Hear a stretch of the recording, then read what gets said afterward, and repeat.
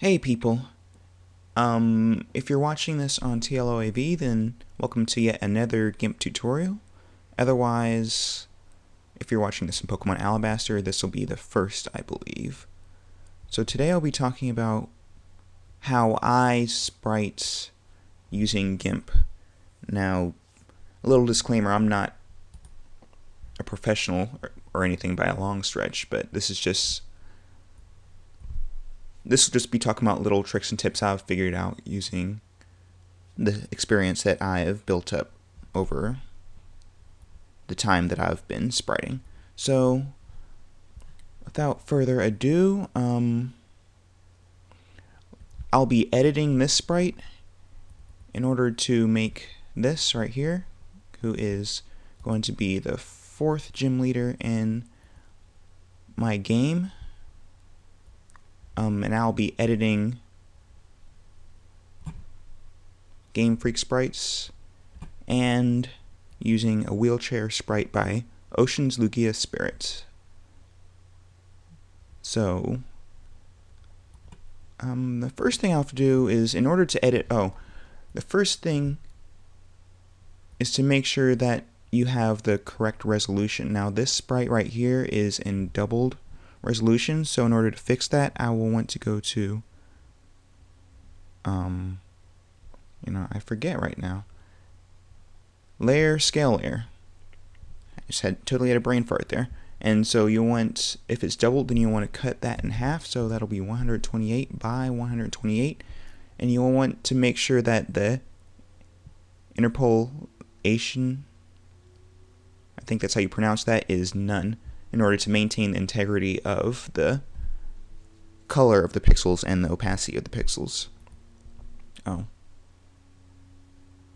Yeah, see, that's why I'm not thinking straight right now. Let's undo that.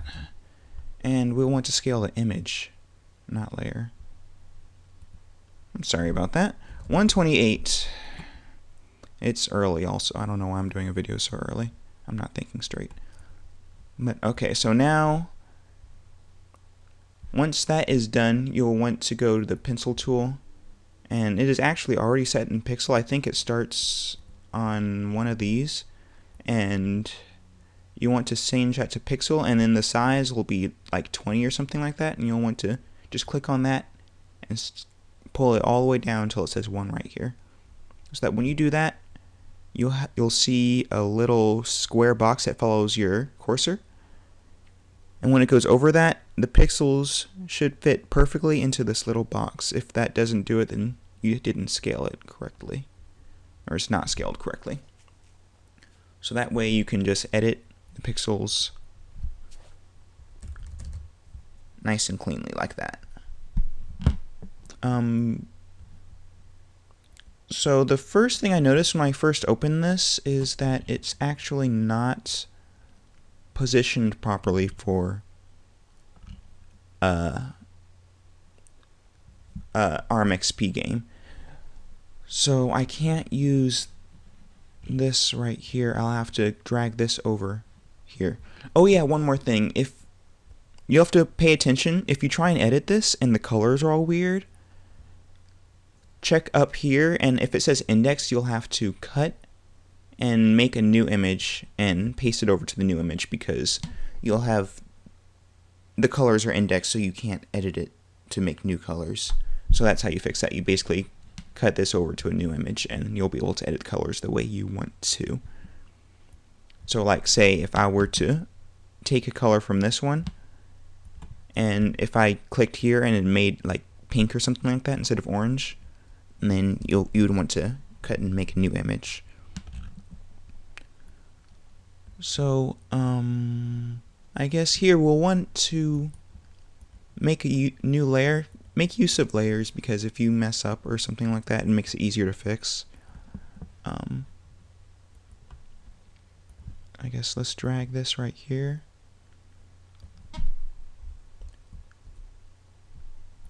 Also,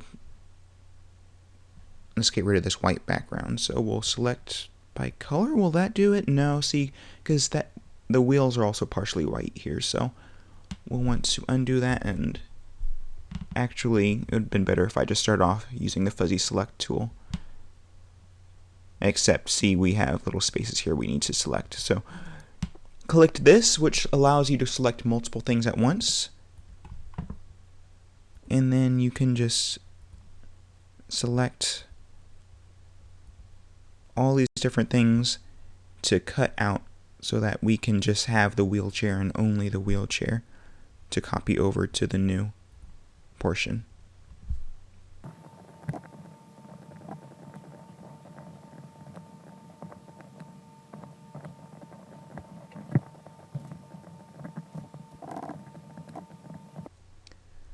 Okay, so once you have all your white space selected, you can go ahead and go to colors on top, down to colors to alpha, and you'll see a preview like this.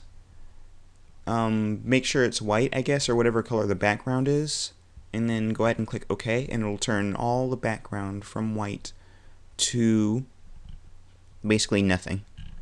So make sure you have everything selected. You can go ahead and do it again if you missed something. And then once you're done, you can go ahead and unselect everything, and you can go ahead and drag or do whatever you want with these wheelchairs. So I'm going to cut, I could edit these first because I'm not going to have the wheelchair look exactly like this. I'm going to edit the wheelchair first, and it may be better if I do that here. Yeah, I'll move them first because I don't know. So this is the front-facing one right here. Oh, I missed a spot. I didn't even see that. So let's go ahead, and I need to remember what the fuzzy select hotkey is as U. Are there any more? There's one right here. And so once again, colors, color to alpha. Okay, and that turns to white space. So now we can just go ahead and copy this. I hope this is the right size. I haven't even checked because the size of this image is off. So I hope it still fits. I guess we'll find out here though. Yeah, that looks pretty good actually. Maybe a little small,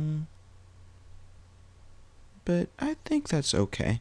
So we can have it go like right there. Oh, am I in the right? Hope I'm on the right layer. Yes, I am. Okay, good. So that's why we made another layer, so that if it wasn't right or something went wrong, then we can easily undo it. If the layer is on top like this, so if the image is on top, you can just click this, or I think you're supposed to be able to drag this down, but sometimes it won't work for me. So if that doesn't work, you can just click this arrow button and it'll go underneath the image, and you can click this eyeball here to edit the visibility of the image, just like that.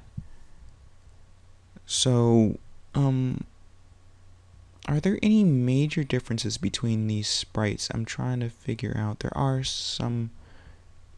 The wheels colors change, but aside from that, I don't see anything. So I'll go ahead and copy the same image for all 4 of these. Oh, you know what? I need to change the bottom. Okay, so I'll go ahead and stop this portion and edit that.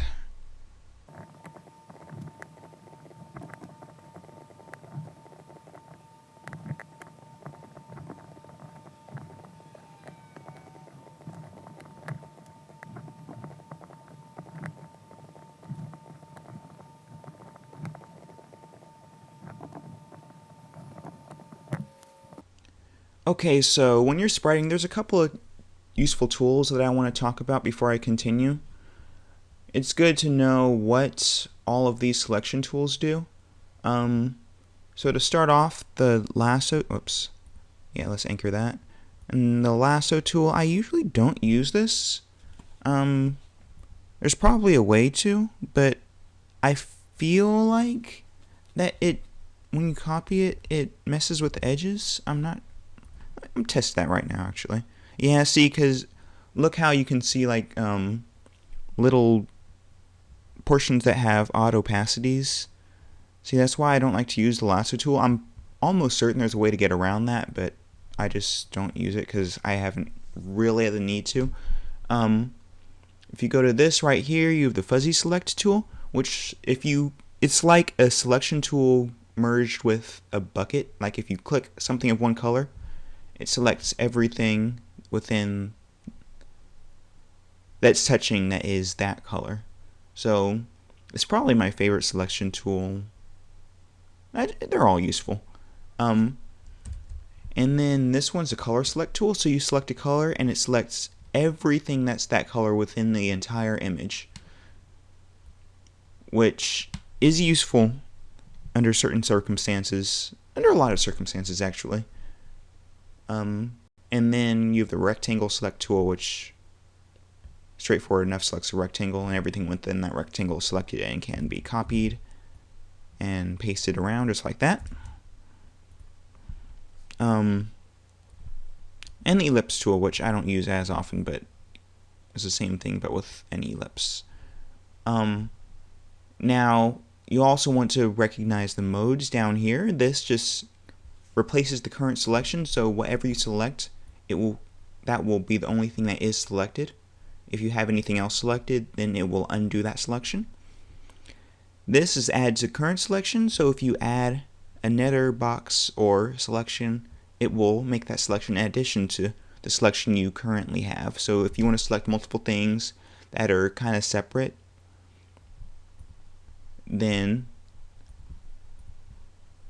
the multiple selection tool is a good way to do that. Like say if you have a fuzzy select tool and you want to select all of her hair, then you'll select this and you'll select that color of her hair. Then you'll want to select the add to current selection, make sure you have that, and then you can click the other portions of this hair and it will add on to that so that you can have the entirety of the hair selected. That's probably the easiest way to do that.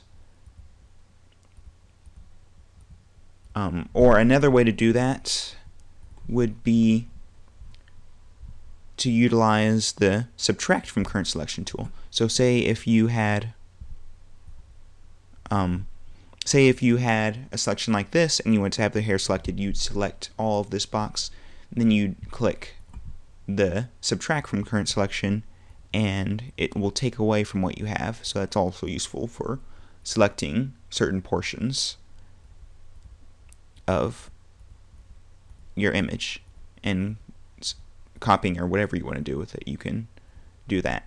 And then intersect with current selection. This is also useful. I don't use it as often, but let's see, how would I use this? See, I've used it quite a bit, but I can't think of a scenario right now. But it's basically so that if you have two areas selected like this, if you merge them, only the parts that is merged will be selected. Oh, I don't have the right things. See, if you have two selections, only the parts that are merged will be selected. So you have like a funny shape. So that will only work in conjunction with one of these two. Also, if you're using pixel art, you'll want to use, in order to make images, you want to use the pencil tool and the eraser tool primarily, also the bucket tool. But if you want to use the eraser tool, make sure you go down and make sure this hard edge is selected, because if it isn't, then you'll edit the opacity and you'll get weird stuff like that. And you don't want that if you're doing pixel art. You don't want partial opacities, and you don't want too many colors generally, depending on the style you want to go with. So for Pokemon images, I believe they're usually limited to 16 colors, including black, white, and transparency. I need to double check on that to be honest, but I think that's what it is. So you'll want to limit the number of colors you want to include in your image. Now, RMXP does not have a limit on colors, so it's not absolutely vital for you to hold to that, but stylistically, you'll want to be as close to that as possible. So you'll want, and just in general, it's just nicer, more convenient to be able to delete entire pixels instead of having this weird transparency. And see, when you click on that pixel, you want it to disappear. So I don't know why that's, to be honest, I'm not sure why that's not default, because you already have this brush for partial transparency. So if you have the pixel selected, it should delete the entire pixel, but it doesn't. So make sure you have this hard edge selected. Also, when you're editing images, it's best to see. It's easiest to see if you have a white background. So what I usually do is I make another layer, and using just right-clicking here and going up to new layer, I'll select a new layer, and you can go down here and it will say layer fill type, and you'll want to click white, and that'll make a white image like that. And then you can move it up and down. You'll want it in the bottom of the image. I already have one, so I'll go ahead and delete that, but all other layers you'll want in transparency in all likelihood.